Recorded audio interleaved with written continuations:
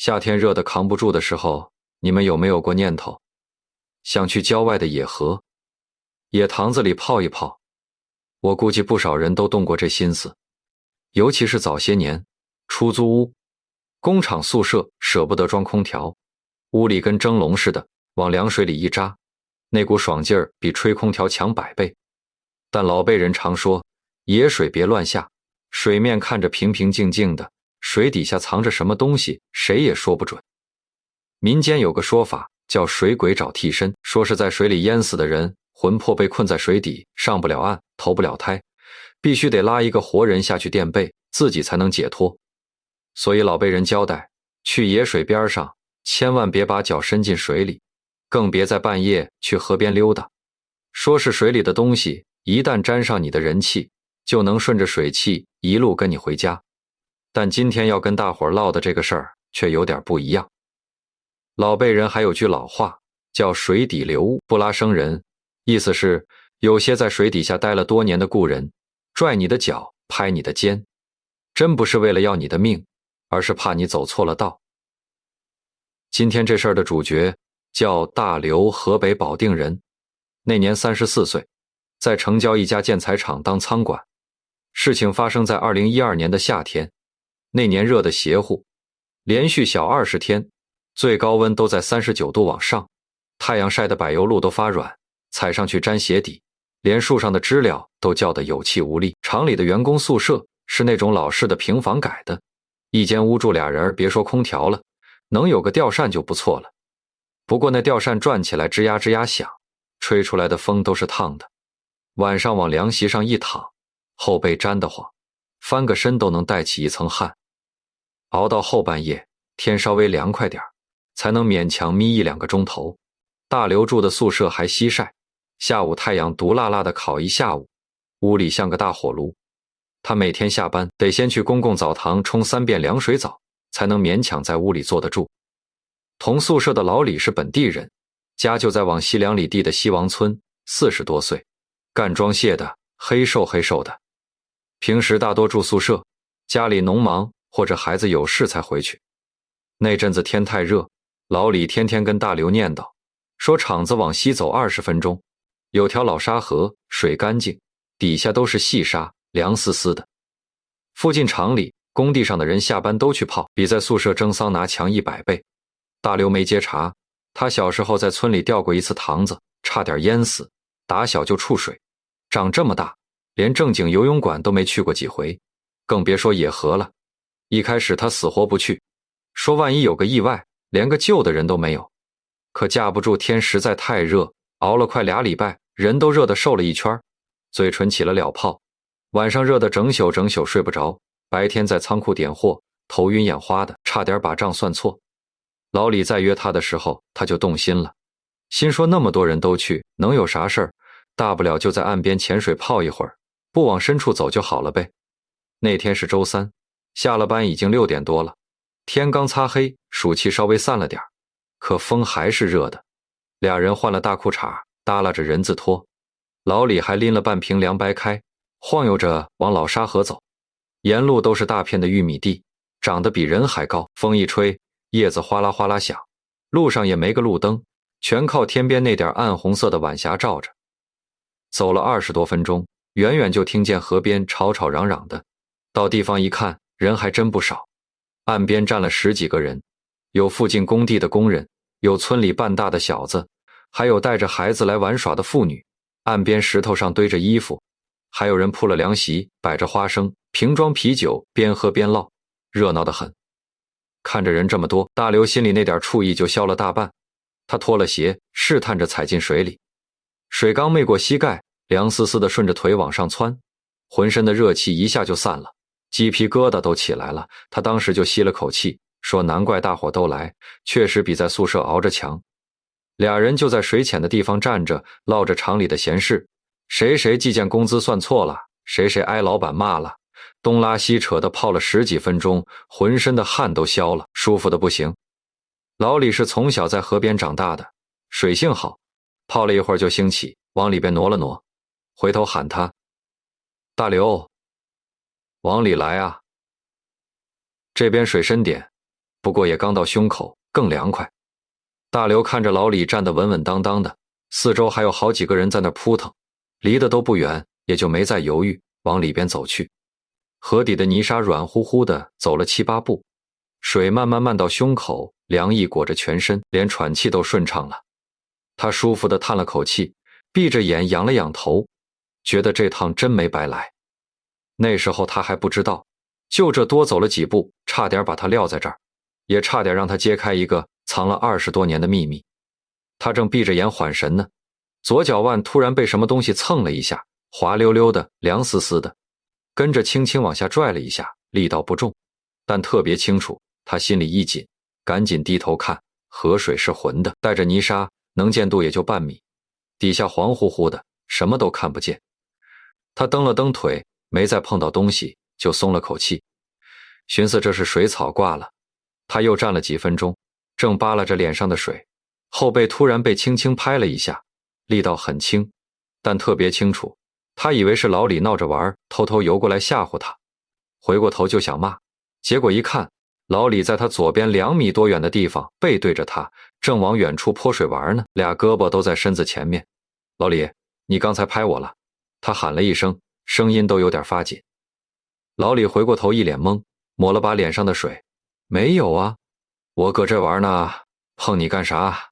你是不是水晃的，感觉错了？大刘往四周扫了一圈，附近还有3个人，都离得老远，最远的那个得有5、6米，中间还隔着人，根本不可能悄无声息过来拍他一下再退回去。他心里有点发毛，可嘴上还是说没事儿，可能感觉错了。话是这么说，他已经开始慢慢往岸边挪了。这地方待着不舒服，总觉得别扭，后脖子发紧，像有人在后边盯着他看。可他刚抬起右脚，准备往前迈一步，左脚腕子突然被死死攥住了，那力气大得离谱，凉得钻骨头缝，顺着脚腕一下就窜到了后脊梁，冻得他浑身一哆嗦，跟着就往下使劲拽，力道大的根本挣不开。他一下没站稳，身子往水里歪，张嘴就呛了一大口。河水又苦又腥，还带着点泥沙直冲脑门。老李救我！他当时脑子都空了，拼尽全力喊了一声，手胡乱扑腾，溅起一大片水花。老李吓了一跳，赶紧游过来，一把薅住他的胳膊，死命往岸上拖。大刘被拖到浅水区，连滚带爬的上了岸，趴在石头上干呕，吐了好几口浑水。老李在旁边喘着粗气，问他咋回事。大刘没说话，低头看脚腕子，这一瞅，他后脊梁骨瞬间就凉了。左脚腕上清清楚楚，一圈青紫色的印子，5个指头印，一边一个大拇指，另一边并排4道，深的地方都泛黑了。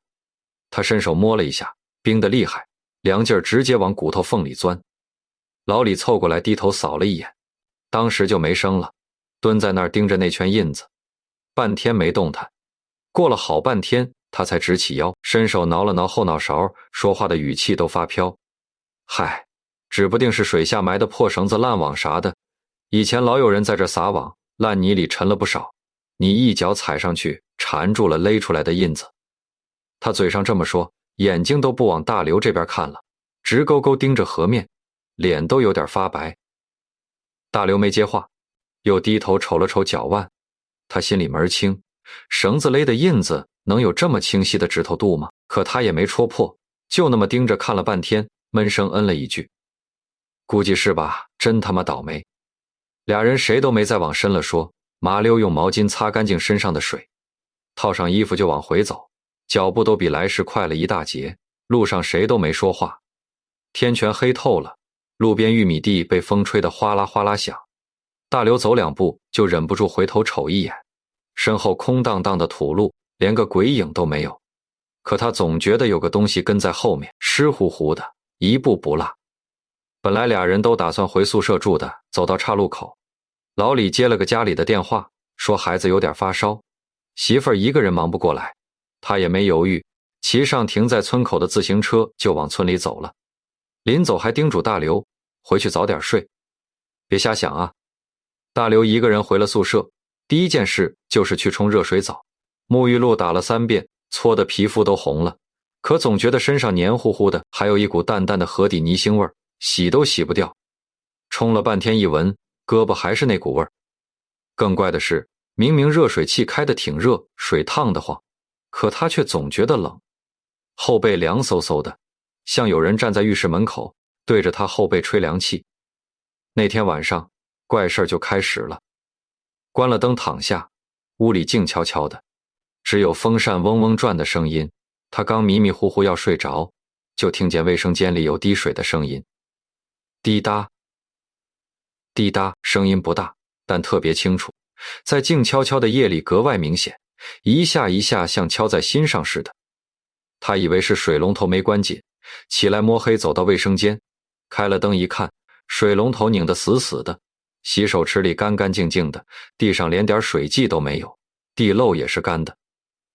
奇了怪了，他嘟囔了一句，关了灯回去接着睡。刚躺下没2分钟，滴水声又响起来了。这次不在卫生间，好像就在他床头边上，就在他耳朵旁边，滴答滴答，水珠都快滴到他脸上了。他猛地睁开眼，屋里黑乎乎的，什么都看不见。他伸手摸了摸床头，枕头边干干爽爽的，一点水都没有。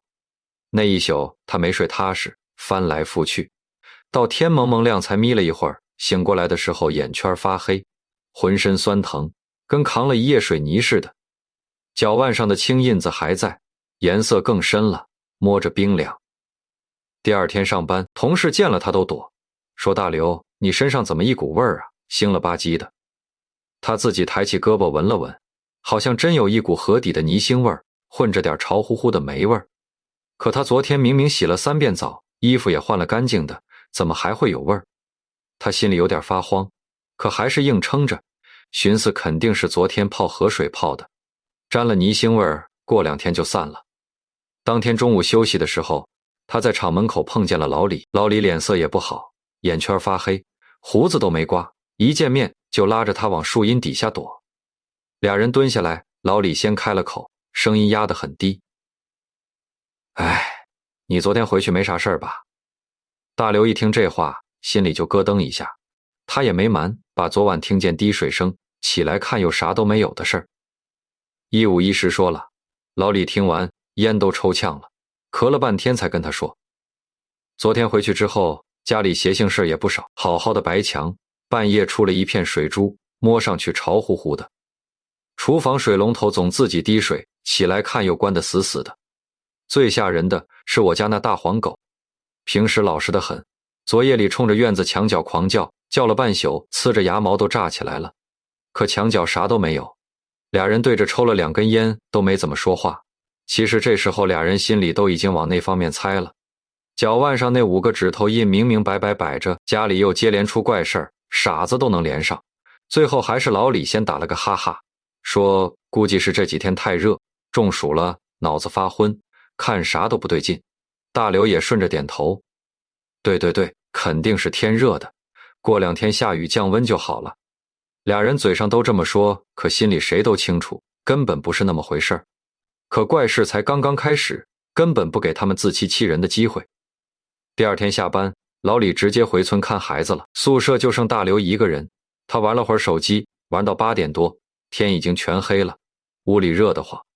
他正想去冲个凉水澡，突然就听见卫生间里传来哗哗的水声，像有人开了淋浴，热水砸在地上的声音特别清楚，哗哗的，还带着点雾气飘出来。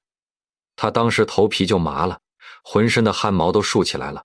他今天1天都没进过卫生间洗澡，水阀都是关着的，怎么会自己出水？他捏着手机，屏幕亮着，慢慢走到卫生间门口，咽了口唾沫，伸手推开了门。里面白雾腾腾的，淋浴头正往外喷着热水，哗哗的流，地上积了一滩水，都快漫到门口了。阀门是拧开的，热水顺着管子往下淌，整个卫生间里又潮又热，混着一股淡淡的河腥味儿，跟昨天在河边闻到的味儿一模一样。他站在门口，正犹豫要不要进去呢，水自己又停了，等了一会儿也没发生其他怪事。他稍微踏实了点，拿拖布把地上的水拖干净。拖的时候，隐约看见水迹里有个浅浅的脚印，光脚的脚趾头的印子都清清楚楚。他一开始以为是自己踩的，可低头一看，自己穿着拖鞋，不可能踩出光脚的印子。他心里咯噔一下，再仔细看的时候，就什么都没了。那天晚上他开着灯睡的，可就算开着灯也没睡安稳。后半夜2点多，他又醒了，不是被声音吵醒的，是被冷醒的，浑身冰凉，从骨头缝里往外冒凉气，被子盖得严严实实的，还是冷。他睁开眼，迷迷糊糊的就看见床尾站着个影子，个子不高，瘦瘦的，就站在床尾那边，浑身湿乎乎的。水顺着衣角往下滴，滴答滴答滴在地上，声音特别清楚。他当时整个人都僵住了，连呼吸都停了，眼睛死死盯着那个影子，想喊喊不出，想动动不了，浑身都不听使唤。就那么对峙了不知道多久，他才猛地回过神，用尽全身力气伸手去摸床头灯的开关，啪的一声，灯亮了。床边空荡荡的，什么都没有，窗户关得好好的，宿舍门也锁着，连个风都透不进来，风扇还在嗡嗡转着。他松了口气，寻思果然是做噩梦了。最近太累了，都出现幻觉了。可刚要躺下，眼角余光扫到地上，他整个人瞬间就凉透了，从头顶凉到脚底板，水泥地上一串湿脚印，从卫生间门口一直延伸到他床尾，水痕还没干，泛着亮，踩得深深浅浅的，像有人从卫生间走过来，站在他床前看了他半天。他住在2楼，门窗都锁着，这脚印哪儿来的？觉也不敢睡了，就那么睁着眼，死死盯着门口，手里攥着个扳手，稍微有点动静就浑身一哆嗦。好不容易熬到天蒙蒙亮，他抓起手机就给老李打电话，声音都抖了：“老李，你快来，我这边出事了，真出事了。”老李赶过来，看见地上的湿脚印，脸也白了，半天没说出话。俩人对着坐了半天，老李说：“走，回村找张大爷，他70多了，在这河边住了一辈子，应该知道点什么。”俩人早饭都没吃，直奔西王村。村口大槐树下有几个老头乘凉下棋，张大爷就在里边，白胡子，穿个白背心，摇着蒲扇，看着就精神。大刘把前天去游泳被东西拽脚，脚腕有青印，家里出怪事儿，半夜看见湿脚印的事儿，一五一十全说了，说得急得都快哭了。张大爷听完，蒲扇也不摇了，眉头就皱起来了，叹了口气说：“你们这些年轻人啊，真是不知深浅。那河的深水区也是能随便下的，底下全是早年挖沙留下的沙坑，看着平，一脚踩进去就没顶。”他告诉俩人，这老沙河邪性不是1天2天了，前3年夏天有个20出头的小伙子外地来打工的，在附近工地干活，趁中午没人偷偷下河游泳，一头扎进深水区的沙坑里就没影了。村里组织人捞了3天，才在下游的沙坑里把人捞着。捞上来的时候人都泡胀了，脸色铁青，左脚腕上也有一圈青紫色的手印子。这几年每年夏天都有人差点出事儿，都是在深水区被拽了脚，幸亏旁边有人，都拉上来了。张大爷摇了摇蒲扇：“你也是命大，要是当时身边没人，估计也悬。这东西啊，你下了水，沾了你的人气，他就能顺着水汽跟着你回家。那大爷，这咋办啊？有没有啥办法给送走啊？”大刘急着问。张大爷看了他一眼，没接话，只说：“你们啊，以后别再去河边了。最近多跟人凑凑，人多阳气旺。”他待2天觉得没意思，自己就回去了。年轻人火气盛，扛扛就过去了，别老自己吓自己。说完，张大爷就转过身接着下棋了，没再多说一句，俩人也不好再问，只能道谢走了。路上老李说，张大爷这人就这样，不爱管这些闲事，怕沾因果，估计觉得咱俩人高马大的阳气足，熬2天就没事了。大刘也觉得可能真是这样，人多待着应该就好了。当天他就没敢回宿舍，跟着老李去了厂里，跟同事们凑了1天，人多热闹，说说笑笑的，好像真没那么害怕了。可他没想到，事情根本没那么简单。当天厂里要盘库，他是仓管走不开，一直加班到快11点才完事儿，同事们都走了，就剩他一个人锁仓库门回宿舍楼。宿舍楼是老楼，4层。楼道里是声控灯，走一步灯亮一层，灭得还快。他往上走，走着走着就听见身后有脚步声，很轻，啪嗒啪嗒，光脚踩在水泥地上，还带着点水声，湿乎乎的，一步一步跟他隔着几级台阶。他走得快，身后的脚步声也快。他停下来，身后的脚步声也跟着停。他当时头皮都炸了，想起张大爷说的，遇上这种东西跟着千万别回头，一回头肩上的灯就灭了，他更容易近身。他不敢回头，攥着钥匙硬着头皮往上跑。3楼4楼，好不容易跑到宿舍门口，手抖得半天插不进钥匙孔。身后的脚步声越来越近，滴水的声音也越来越清楚。滴答滴答，就在他后脑勺后边，凉丝丝的气都吹到他脖子上了。咔嗒一声，锁开了，他一下窜进去，哐当一声把门撞上，反手就把插销插上了，整个人靠在门上，大口大口的喘气，心脏跳得像要从嗓子眼里蹦出来，浑身都被汗湿透了。门外的脚步声停了，跟着他就听见门缝底下有水声往里渗，滴答滴答的，还有轻轻的刮门声。刺啦刺啦，像有人用指甲在划门板，一下又一下。他吓得腿都软了，顺着门滑坐在地上，嘴里胡乱念叨着：对不住啊兄弟，我那天不知道你在哪儿，冒犯你了，我以后再也不去河里游泳了。你回去吧，别跟着我了。就这么念叨了半天，门外的声音慢慢没了。他又等了半个多小时，才敢凑到猫眼看外边，楼道黑乎乎的，声控灯灭了，空荡荡的，什么都看不见。第二天早上开门，他低头一看，门口的水泥地上一圈湿乎乎的水印，还有几个浅浅的光脚印，就停在他门口，没往别处去，也没往前走，像在门口站了半宿。他是真扛不住了，当天就收拾了东西，搬去了老李家住。老李家是平房，有院子，家里老婆孩子都在，人多阳气旺，他想着总该没事了。可就算人多，怪事儿也没消停。当天晚上，老李家的自来水管半夜自己哗哗流水，老李起来看，阀门关得好好的，可水就是从龙头里往外冒，拧都拧不住，折腾了半个多小时，水流才自己慢慢停了。院子里的大黄狗冲着西屋墙角狂叫，叫了半宿，呲着牙，毛都炸起来了。可墙角什么都没有，连个老鼠都没有。大刘住的西屋墙上莫名其妙出了一片水珠，潮得厉害，被子都润润的。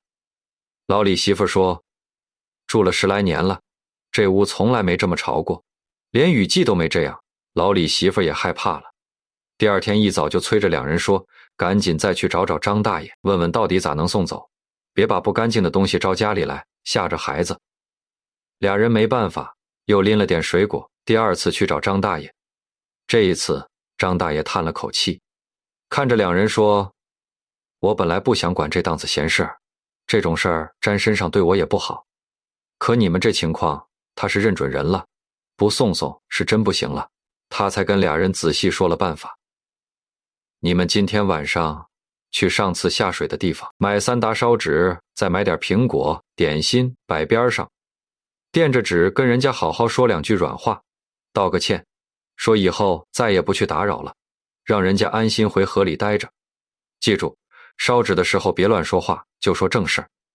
烧完了转身就走，千万别回头，一直走到家，路上别跟人搭话，就当没看见。张大爷叮嘱了好几遍，他就是年纪轻轻没了，寂寞，找着个能搭上话的，跟着逛逛，没多大恶意，好好说就能送走。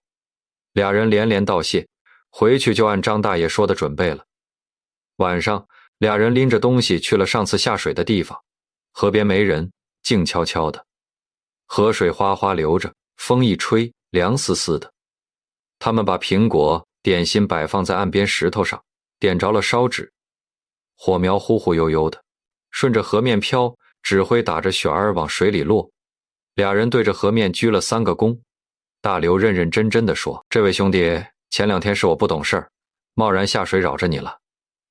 对不住，我以后再也不来这河里游泳了。你该回去就回去吧，别跟着我了，好好在河里待着。”烧完纸，俩人站了一会儿，看着纸灰都飘进河里了，才转身往回走。谁都没回头，一路安安静静的，谁也没说话。说也奇怪，从那天之后，怪事儿就慢慢少了。当天晚上回老李家，水管没再响，狗也没叫，安安静静过了一宿。又住了2天，西屋墙上的水珠也干了，屋里那股潮乎乎的腥味也散了。大刘又在老李家待了1个礼拜，确认啥事都没有了，才敢回宿舍住。回去之后也没再见过湿脚印，晚上也听不见滴水声了，就像什么都没发生过一样，就是他身上那股淡淡的腥味。又过了大半个月才慢慢消干净，脚腕上的青印子1个多月才退下去，摸着总比另一只脚凉一点。故事讲到这儿，大伙是不是觉得这就是个典型的水鬼找替身没找成，被送走了的俗套故事？如果是这样，那今天这事儿就不值得拿出来跟大伙唠了。真正的反转发生在大刘回老家过年的时候。那年春节，大刘回保定老家，帮母亲收拾老屋，在翻找旧物准备扔掉的时候，从柜底子最深处翻出了一个生锈的铁皮饼干盒，打开一看，里面是一沓老照片，还有一本泛黄的日记本。日记本是他父亲生前留下的。大刘的父亲是在大刘7岁那年没的，母亲一直告诉他，父亲是得了疾病走的。大刘因为那年发过一场高烧，烧坏了脑子，对7岁前的事记得模模糊糊，只隐约记得自己掉进过水里，差点淹死，后来就再也没见过父亲。他翻开日记本，最后一页的日期正是他7岁那年夏天的前一天，上面写着：今天厂里发工资，给大刘买了个新书包。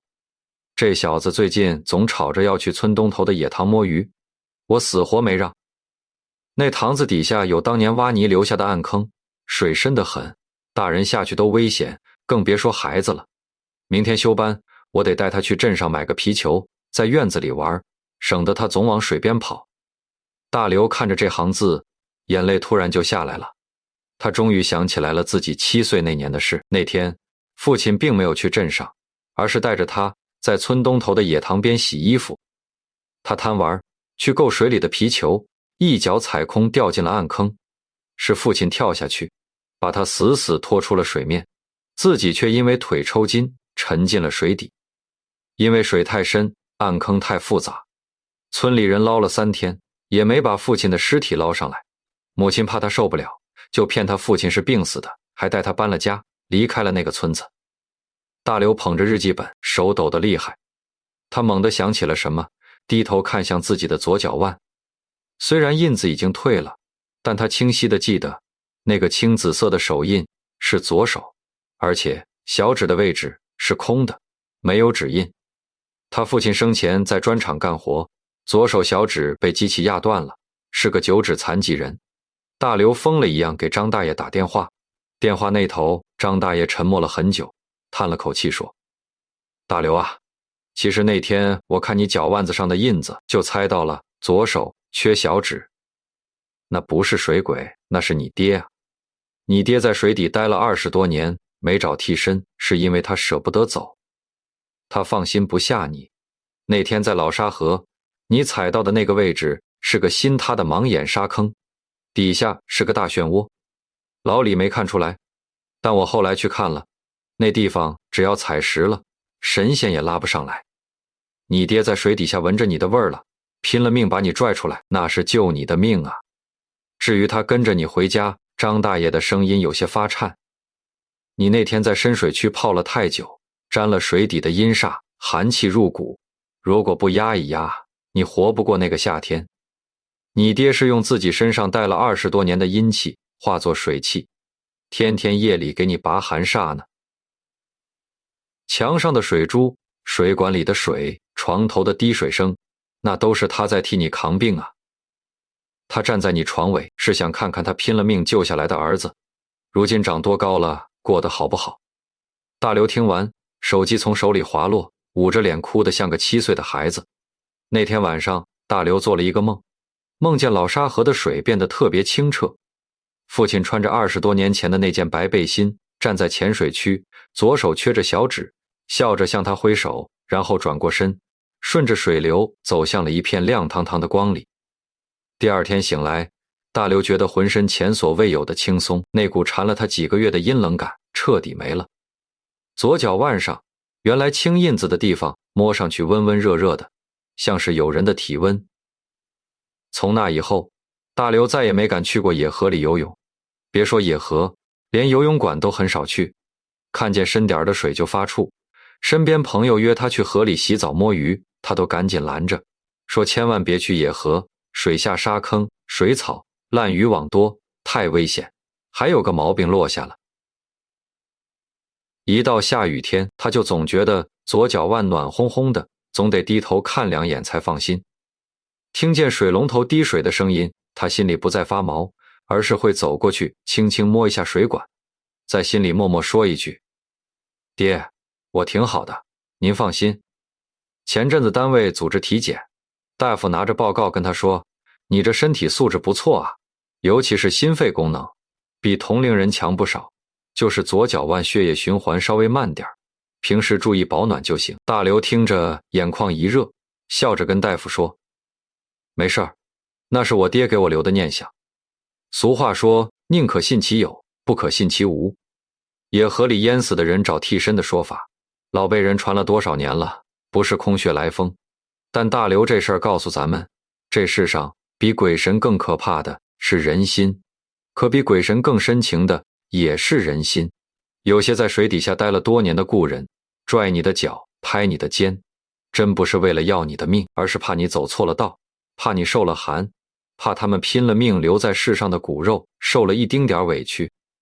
野河野塘游泳真的危险，水下的暗流、沙坑、水草、废弃的渔网，哪一样都能要命。每年夏天都有因为野泳出事的，夏天想凉快，去正规游泳馆，安全又放心。为了图那一时的舒服，把自己置于险地，让家里白发人送黑发人，不值当，好好活着，平平安安的，就是对那些在水底在天上一直看着你的故人最好的念想。愿大伙儿夏天清凉，一生平安。